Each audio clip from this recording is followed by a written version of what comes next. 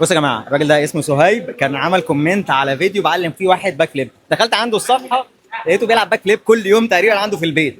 بقالك كام شهر بتلعب عليها؟ بقالي حوالي شهر ونص كده. بقاله شهر ونص، فالحمد لله قرر في الاخر ان هو يجي التمرين. الحمد لله. فيعني ان شاء الله يعملها النهارده، ان شاء الله يعني يا رب. ممكن توفر شهر ونص في تمرينه. يعني الله هو اعلم. ده السر ان شاء الله. ربنا يكرم ان شاء الله، خلينا نشوف هيعرف يعملها ولا لا. فبسم الله ونبتدي التمرينه مع الشباب في مدينه نصر مكرم عبيد. المفروض نرمي على ده بس انا مكسل ده بصراحه. احنا هنرمي ايه؟ على الحاجز ده. ايدي قدام، بنزل بالراحه، بوم، شد رجلي عليا.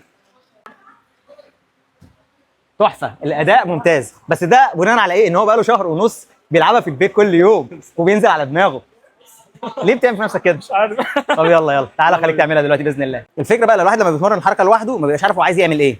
صح. بترمي وتسيب على الله. دلوقتي عايزك تعمل زي اللي انت عملته دلوقتي ده هناك، بس الفرق ان انا رجلي لازم تبقى اسرع ورجلي لازم تطلع فوق اعلى مني. شفت اللي انت عملته على البوكس؟ اعمل زيه بالظبط مالكش دعوه، انا معاك.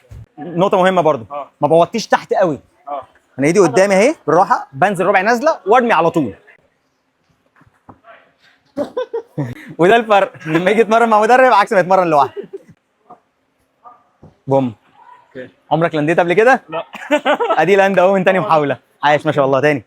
وهنا فضل يحاول اكتر من مره عشان نحاول ونطمن ان هو بقى بيعملها كويس الى حد ما، وبعد كده نقلنا على المرحله الثانيه وهو هنا الاير تراك ده بيدي دفعه اقوى شويه، فالمفروض يسهل الدنيا. فيلا بسم الله. جود، حلو قوي. شدتك اسرع، حلو قوي. يلا.